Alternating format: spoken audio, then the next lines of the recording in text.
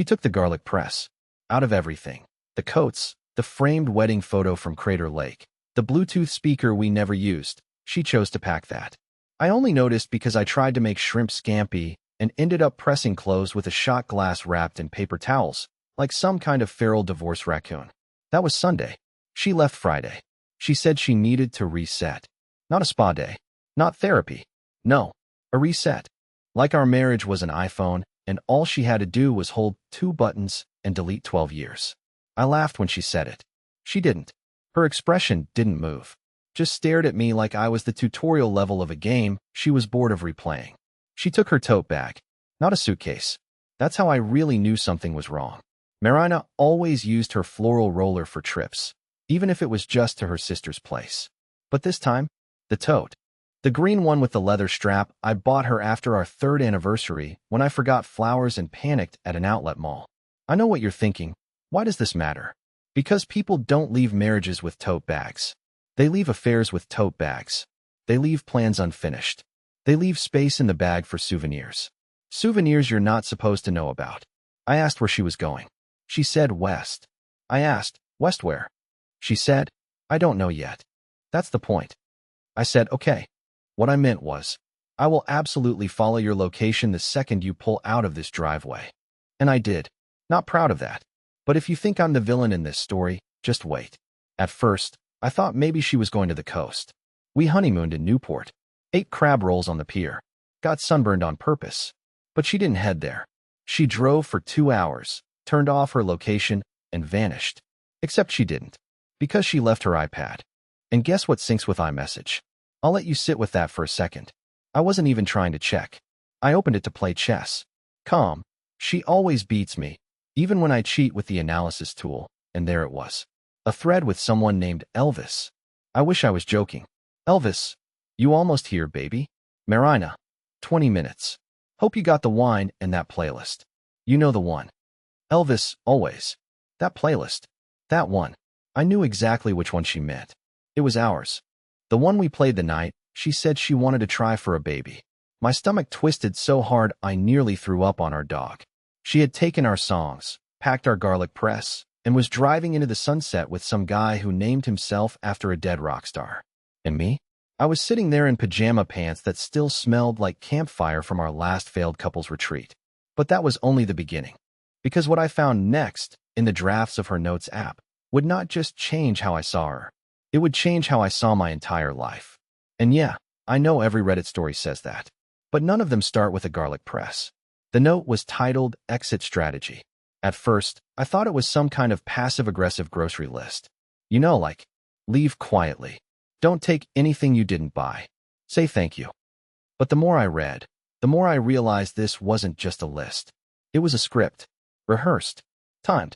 Coordinated. It started like this. He won't fight. He'll grieve quietly. That's his pattern. Make the exit clean. Gentle language. Avoid conflict. Keep the door cracked just enough for plausible reconciliation if necessary. That's when I stopped breathing for a bit. It wasn't just that she was leaving. It's that she had studied me. Like a lab rat. Charted out my behaviors. Predicted my emotional reactions with military precision. She wasn't afraid I'd yell or chase her. She was counting on me not to. Further down, she wrote, if Cliff ever finds out about Dorian, deny. If he pushes, say we were just talking. Stay calm. He folds under confrontation. If he blames himself, let him. Dorian, not Elvis. So now there were 2? I wasn't just betrayed. I was part of a rotation. Like she had a backup quarterback in case her main guy got injured. A contingency plan. And I was the aging mascot everyone forgot on the team bus. I did something I swore I'd never do. I Googled how to clone a phone. Turns out, you can't really do it unless you're some kind of tech wizard.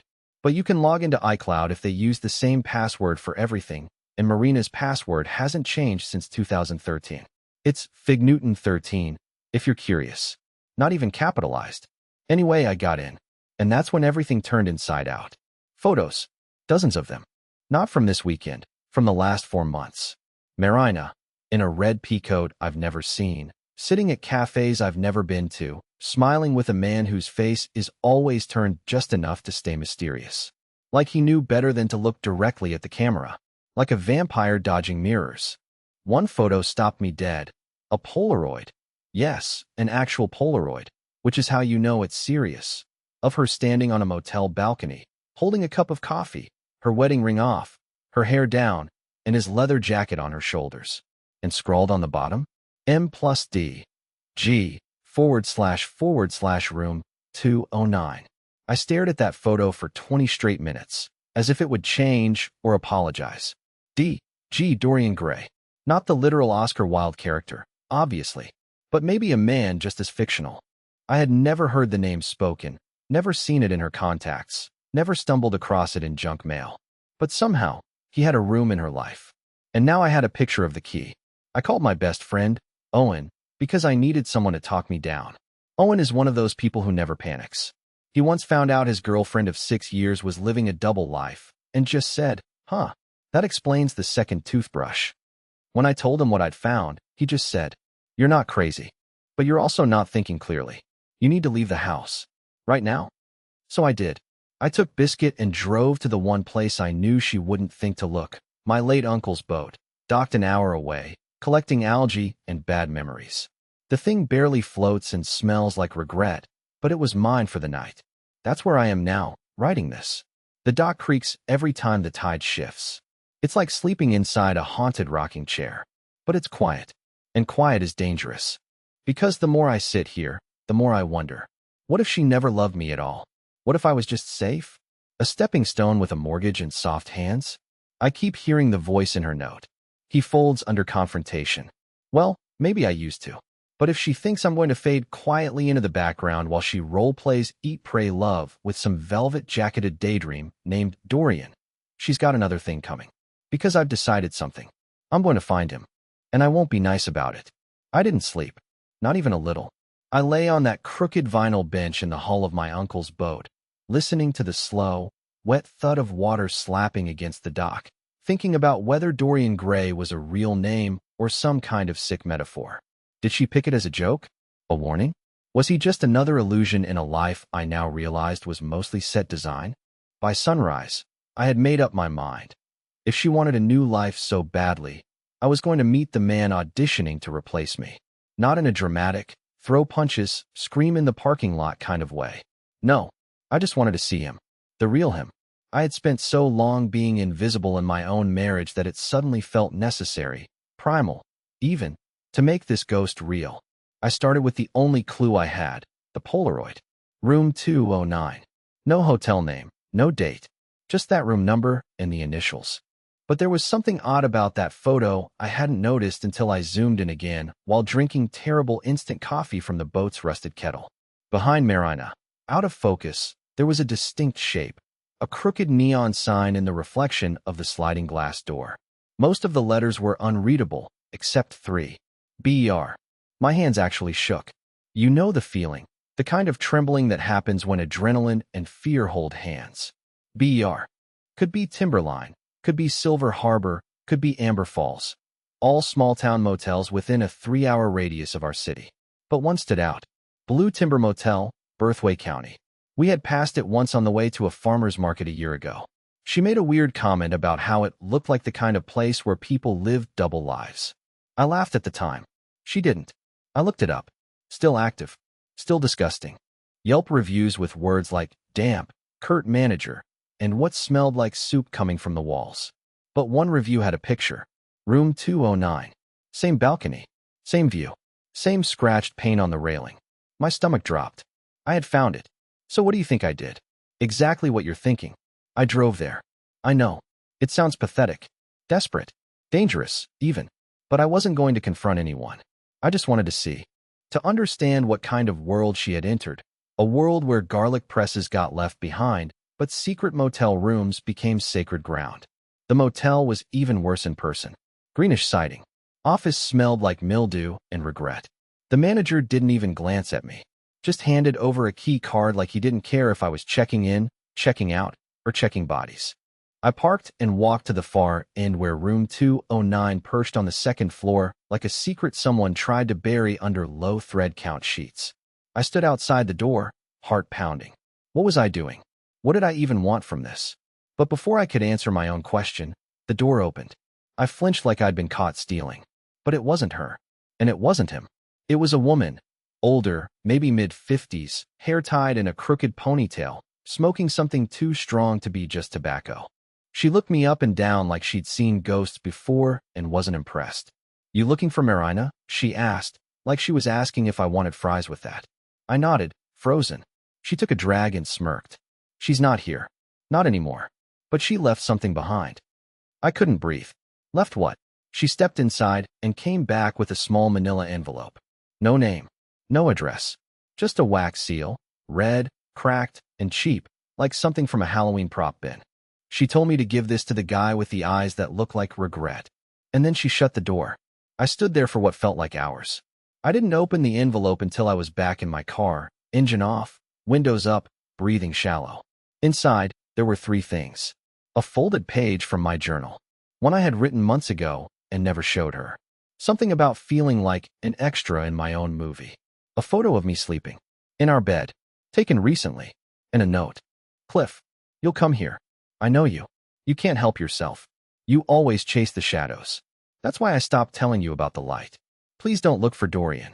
He's not yours to find. I need you to forget me while I'm still halfway you. M." I read that line over and over. While I'm still halfway you. What did that even mean? Was she disappearing entirely? Had she become someone else? Who was Dorian? And how the hell did she get my journal page? I checked the closet when I got home. Half her stuff was still there. But none of it made sense anymore. She left like she was playing chess against a version of me that never existed. The bold version. The one who would follow clues and connect dots and chase the last page. Well, maybe that version finally woke up. Because this isn't just about infidelity anymore. It's about identity, manipulation, control. And I'm done being predictable. Let her think I'll fold. Let her think I'll forget.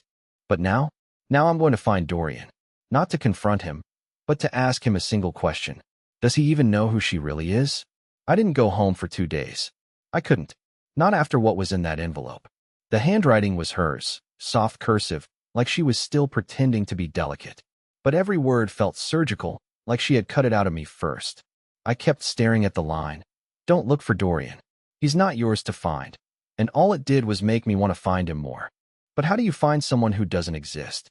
I had no phone number, no address, not even a last name. Dorian Gray was clearly a pseudonym, a reference, a performance, not a person. Every online search turned up the novel, the movie, the aesthetic Tumblr accounts with candlelit mirrors and captions like, "Wrought beautifully." Nothing real. But that's when it hit me. What if he doesn't hide online? What if he hides in plain sight? Merina wasn't the type to fall for a stranger. She liked charm, familiarity, control. So if this guy had slipped through her filters, he had to be in her orbit already. I went back through the synced photos on the iPad, not the obvious ones this time, but the backgrounds, reflections, crowds. A single pattern started to emerge. 3 of the photos had the same coffee shop sign just barely visible in the distance. Thorn and Finch, a tiny spot on the east side, tucked between a defunct bookstore and an all-hours dry cleaner. That was my shot. I camped out there the next morning like a surveillance van without the van. Hoodie up, earbuds in, no music, sitting by the window with a coffee I didn't drink. Watching, waiting. Nothing happened the first hour, then the second. But by hour 3, something shifted. He walked in. I didn't know it was him at first. He didn't look like the brooding villain I had pictured. No leather jacket, no knowing smirk. Just normal. Beige coat, book under one arm. Talked to the barista like a regular. But then he sat down and pulled out a journal. The same one Merina had. Burgundy leather, gold-trimmed corners, that subtle Celtic knot pattern in the bottom right corner. She told me once it was a gift from someone who sees what's hidden. I watched him write for 20 minutes. Then he got up and left the journal on the table while going to the counter for another napkin. I couldn't stop myself. My hand moved like it wasn't mine. I grabbed it, opened to the most recent page. No name. Just a single entry dated 2 days ago. She's starting to lose the voice. That worries me. She keeps slipping back into her old cadence. He might notice. He always notices late, but he notices. If he shows up, follow the plan. He'll want truth. Give him the version he'll believe. Then disappear. I closed the book before he returned. Did he see me reading it? I don't know. He didn't react. Just picked it up, tucked it away, and left without even finishing his drink. I followed. Not obviously. I kept my distance, a block behind, ducking behind parked cars and convenience store signs like some ridiculous noir parody. But he never looked back. He walked with a strange calm, like someone who didn't care if he was being watched, or maybe already expected to be. He led me to a building I'd never noticed before, tall, narrow, covered in ivy and old fire escapes. A single rusted plaque out front, Langley Institute for Integrative Memory. A therapy office. Or at least that's what I thought. I waited until he buzzed himself in, then snapped a photo of the door code as it lit up. For -1-9-9. Same as our wedding date. Coincidence? No, not at this point. I didn't go in. Not then. I needed time. I needed a plan. Instead, I went back to my car and started scrolling through her photos again. This time, deeper, the deleted ones. The ones in the recently deleted folder that iCloud hadn't fully wiped. And that's where I found it. A video. Just 8 seconds long. Merina, sitting in the passenger seat of a car, filming herself. No smile. No words. Just her face. But what she was wearing, that same red pea coat, and what was in the background confirmed it, the parking lot of the Langley Institute. She panned the camera slowly, intentionally, until it landed on a sign posted on the wall. It read, "Subject intake. Alter IDs must be logged before integration." And below that, barely visible, "Authorized handlers only." Handler? Alter? Integration? What was this place? Was she in therapy? Or something else? That night, I didn't sleep again. I lay in the back seat of my car outside that building, watching the windows, the lights, waiting for movement. This isn't just about an affair anymore. It's not even about Merina leaving me. It's about who she became and who helped her do it. And tomorrow, I'm going inside. Because if I don't figure this out now, I won't just lose my wife. I'll lose every version of her I've ever known. They buzzed me in without asking who I was. That was the first red flag. No name, no ID, no clipboard. Just a dull mechanical buzz and the click of an old metal lock giving way. I stepped inside the Langley Institute expecting sterile white walls and awkward therapists in turtlenecks. What I got instead was silence. Not the peaceful kind. The constructed kind. The kind of silence you notice too late, like soundproof padding disguised as wallpaper and doors that don't echo when they close. The place didn't smell like a clinic. It smelled like mothballs, printer ink, and something faintly metallic, like the inside of a vending machine. No reception desk. Just a long hallway with peeling laminate tiles and a small wooden sign that read, "Observational Wing, Level B." I followed it down. Every step I took echoed differently, like the floor had pockets of acoustic dead zones. That made no sense, but nothing had made sense since Merina disappeared with my journal entry and left a wax-sealed envelope like she was some Cold War spy. At the end of the hallway, there was a keypad next to a locked door. I didn't know the code, but I didn't need to. Someone had wedged a crumpled paper towel into the latch. An inside job. Someone wanted this door to stay accessible. Inside, more hallways, but different. These weren't for walking. They were for watching. One side was entirely made of one-way glass. At least, I thought it was one-way. On the other side, dimly lit rooms. Identical. Spartan. A single chair. A table. A speaker embedded into the wall. And in one of those rooms, sitting perfectly still, hands folded in her lap, wearing a gray sweater I'd never seen her in before, was Merina. Or at least someone who looked like her. I pressed my face to the glass. It was her. Same posture. Same habit of tapping her thumb against her pinky when thinking. But her eyes, there was nothing behind them. Just vacancy. Like someone had turned off the inner light and forgotten to switch it back on. She didn't move. Not even when the speaker above her buzzed with static and a voice. Cold, male, methodical, said, "Merina 5. Begin recall cycle." She blinked. Not fast, slow, like her brain needed to remind her how. Name? Merina. Last location memory. Driving west. Tote bag. Room 209. Emotional condition during departure? Scripted sadness. Controlled guilt. Simulation mode engaged. Target. Cliff. Attachment level. Deteriorating. 41%. Compatible with fallback procedure. Identity anchor. Dorian Gray, handler construct. I stumbled back so hard I hit the opposite wall. Handler. Construct. Simulation mode. Merina 5. There were others? A woman passed me in the hallway. Clipboard. Glasses. Didn't even look at me. I grabbed her arm, voice shaking. What is this place? What is she? She didn't flinch. Just looked me up and down like a mildly interesting lab rat. You're not supposed to be here yet. Yet? I asked. What does that mean? Who is she talking to? Why is she? She's not your wife, the woman said flatly. She's a behavioral variant. She was written around your psychological imprint. The real Merina left the program months ago. I felt like my brain cracked open. Program. Subject Cliff Haver, she said, reading my name from her clipboard like a school nurse about to deliver bad news. Was enrolled in Phase Echo 6. Marital anchor prototype. Identity stabilization via partnered reflection. I couldn't breathe. You're telling me my marriage was an experiment? Not your whole marriage, she said, tilting her head like she was trying to be merciful. Just the parts you couldn't control. I don't remember leaving. I think I blacked out. Or maybe they sedated me. I wouldn't be surprised if that building pumped something through the vents. All I know is, I woke up on the floor of my living room with a voicemail playing on loop. It was Merina's voice, but it was reading a script.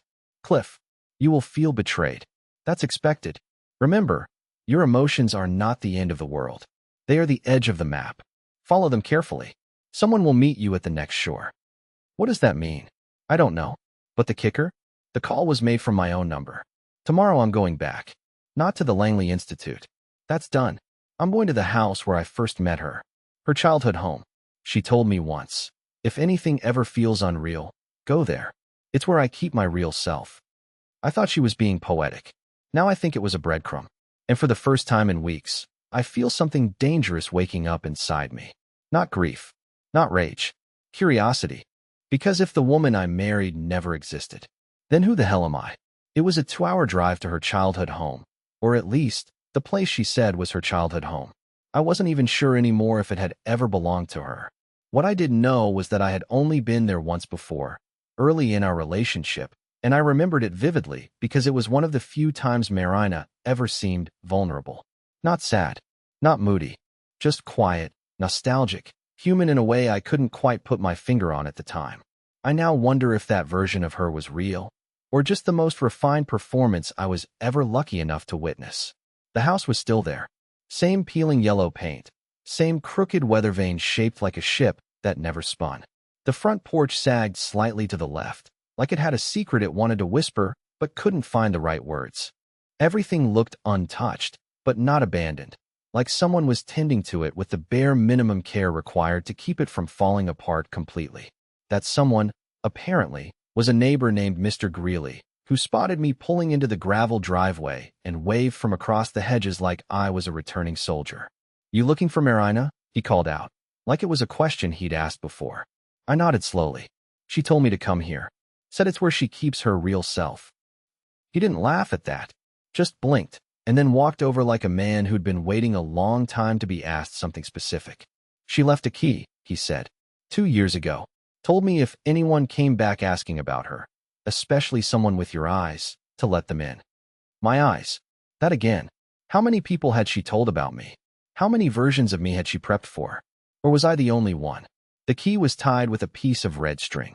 It wasn't a house key. It was for something else. Mr. Greeley pointed around the side of the property toward a half-collapsed garden shed I'd never noticed before. The kind of structure you'd expect to find tools in, maybe old camping gear or boxes of childhood art projects.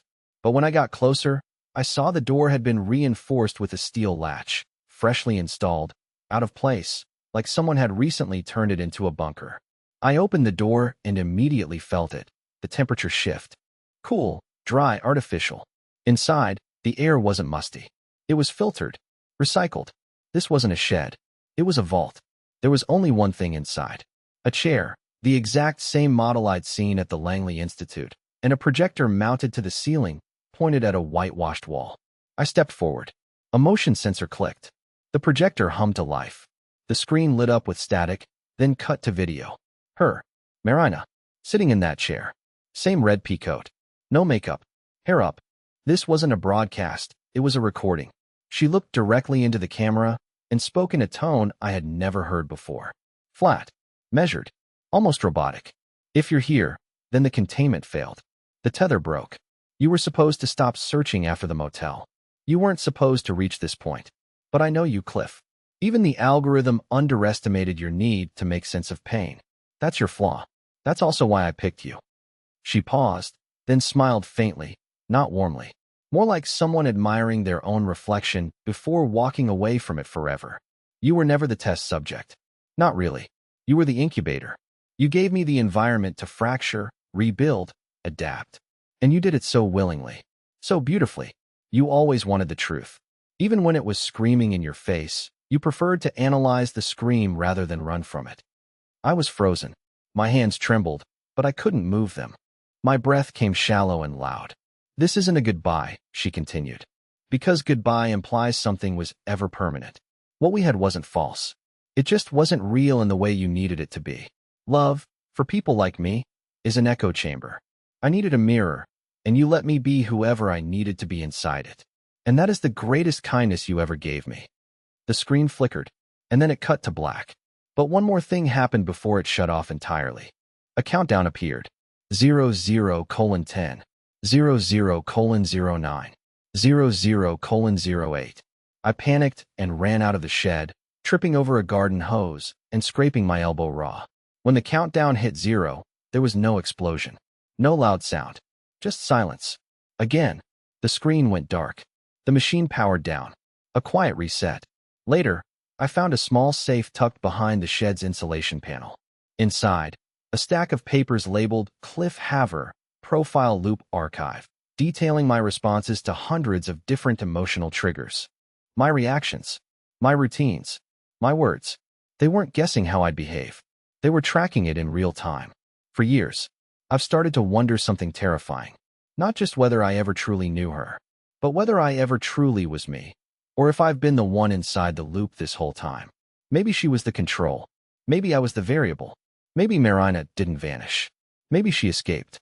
I've started writing things down now, not just in one place, but in 4 different notebooks, 2 burner phones, and a password-protected Google Doc that I access through a VPN. I don't even know what I'm protecting anymore. My thoughts, my memories, my identity, whatever's left of it. It's Monday morning, or I think it is. I've barely left the apartment in 48 hours, ever since I found the archive folder inside the shed. The one labeled Cliff Haver, Profile Loop Archive. I've read every page, some multiple times. They weren't observations. They were transcripts, time-stamped, cataloged, and replicated. Conversations I don't remember having. Moments that feel familiar but don't match what's in my head. Variants of events that never happened, or maybe did, just not to this version of me. Because that's the part one can't shake. Each document had a number at the top corner, Cliff/13. Which means what? That I'm the 13th iteration? The current one? The successful one? Or just one of many still in circulation? I called Owen, my best friend. Or at least, the guy I believed was my best friend. He picked up immediately, which was strange. He never answers on the first ring.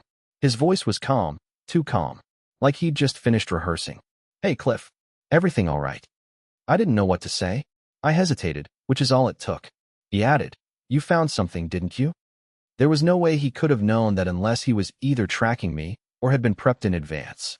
The safe in the shed hadn't even been open more than a day. I hadn't told anyone what was inside. I asked him directly, Do you know what Cliff/13 means? Silence. Not confused silence. Just a pause. Measured. The kind you take when you're calculating how much the other person already knows. Then, softly, It means you were never supposed to make it this far. He hung up. I stared at my phone for a full minute before realizing what had just happened. Owen was part of it. Maybe not the architect, but definitely part of the maintenance crew. A handler, or an observer, or maybe another loop. That night, I went back into the Langley records. Not the official database, that had been scrubbed, but buried in one of the PDF caches on Merina's old tablet, I found a list. Incomplete. Redacted. But one name was untouched. Cliff Haver, status, active, generation, 13. Linked subjects, Merina/alpha, Merina/4, Merina/5. Memory stability, 82%. Reality compliance, fluctuating. Below that, a final notation. Dated 2 days ago. Subject Cliff/13 exhibiting instability markers consistent with loop bleed. Memory crossover and variant suspicion confirmed. Risk of recursive identity trauma, high. Recommend extraction or psychological defragmentation protocol if breach exceeds 84%. What does a psychological defragmentation even mean? Erasure? Reset? Death? I scrolled further, shaking, and found something worse. A list of previous Cliff variants. Cliff/1 collapsed after partner dissociation. Cliff/2 refused reintegration. Cliff/5 terminated post-awareness. Cliff/9 behavioral aggression/loop violence. Cliff/12 status unknown rogue. Rogue. That word stopped my breath cold. Because suddenly, the whispers I'd been hearing for weeks made sense. The strange recurring dreams of someone who looked like me standing outside my window at night. The voice I thought was my own, narrating my actions seconds before I actually did them. I thought I was unraveling. But what if I wasn't? What if Cliff/12 was real? Still out there? Still active? I found a time-stamped camera file on the shed's hard drive, labeled Failover Contingency. I opened it. And there, frozen in a still frame, standing at the front steps of the Langley Institute in a grainy security feed, was me. Not metaphorically, not symbolically. Me. Same jacket. Same walk. Same scar on my left wrist from when I broke a glass in 2015 and refused stitches. Except this footage was from last week. And I wasn't there. I watched myself walk in, flash something to the guard, and vanish into the elevator. The caption read, Cliff/12, unauthorized re-entry. Code breach level 3. Tracking disabled. I don't know what's happening anymore. I don't know if I'm Cliff/13 or if I'm already someone else pretending to be him. What I do know is this. If Cliff/12 is out there, and if he's rogue, then maybe, just maybe, he's the only one who knows how to end this. I need to find him. But how do you find a version of yourself that doesn't want to be found? I found him in a greenhouse. Of all places. Not some secure bunker, not a dark server room. Not an abandoned lab or a fog-drenched alley behind a derelict motel. No, a greenhouse, tucked behind an old orchard west of Langley, off a road the GPS didn't recognize. A place Merina once told me about while half asleep, years ago, mumbling something about strawberries that tasted like memory. I thought she was dreaming. Maybe she was remembering something I hadn't lived yet. I walked through a rusted gate held shut with a chain that had long since given up. The air inside was warm. Humid, alive, rows of vines and citrus, lavender pressed into the corners, soft jazz crackling through a forgotten speaker. And sitting at a small metal table, sipping tea like he'd been expecting me all along, was me. Older, thinner, less tired, somehow. Like the years hadn't been hard, just heavy, and he'd finally learned to set them down. He didn't look surprised. He didn't even look afraid. He looked relieved. I was wondering how long it would take you, he said, motioning to the chair across from him. I didn't know where to look, I said. But you did, he smiled. Because we're the same. I sat down slowly, heart pounding like it wanted to run. Are you 12? He nodded once. Then who am I? You're 13, he said. The last one. The closest to waking up. You saw more than the rest. You questioned earlier. You pushed past the fail-safes. They underestimated you. Are you the original? I asked. He shook his head. No such thing. Not anymore. Maybe not ever. I couldn't speak for a moment. The truth hit like soft thunder, gentle but deep. The idea that I had spent all this time trying to hold on to a version of myself that never fully existed. That I had been trying to be real in a system designed to test emotions, not live them. Why did you run? I finally asked. He stared at the ivy climbing the glass above us. Because I realized I didn't want to win anymore. I didn't want to be the version that survived. I just wanted to stop playing the role. That's why I came here. Plants don't lie. They don't perform. They just exist. He handed me something, a photo, faded at the corners. It was Merina, smiling, laughing. Her eyes squinted in sunlight. Her hair wind-whipped. Real. She was the first one, he said quietly. Not just alpha. The first to break the loop. She wasn't supposed to feel love. But she did. And that's what ruined the experiment. That's what saved us. Saved? I asked. He nodded. They shut down the program last week. After you reached the archive. After your profile crossed the 84% threshold. They saw you weren't collapsing under the truth. You were growing from it. They couldn't control that. So they pulled the plug. I blinked. So it's over? He smiled, and for the first time, I felt it. Peace. Yes, he said.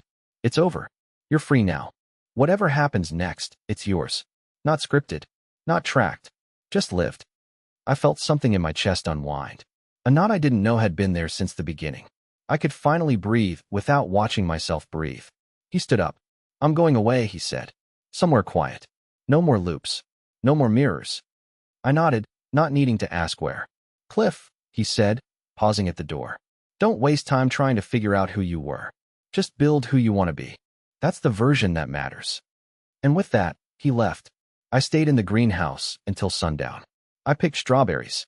I listened to the rain on the glass. I let go. It's been 3 months since then. I live by the coast now.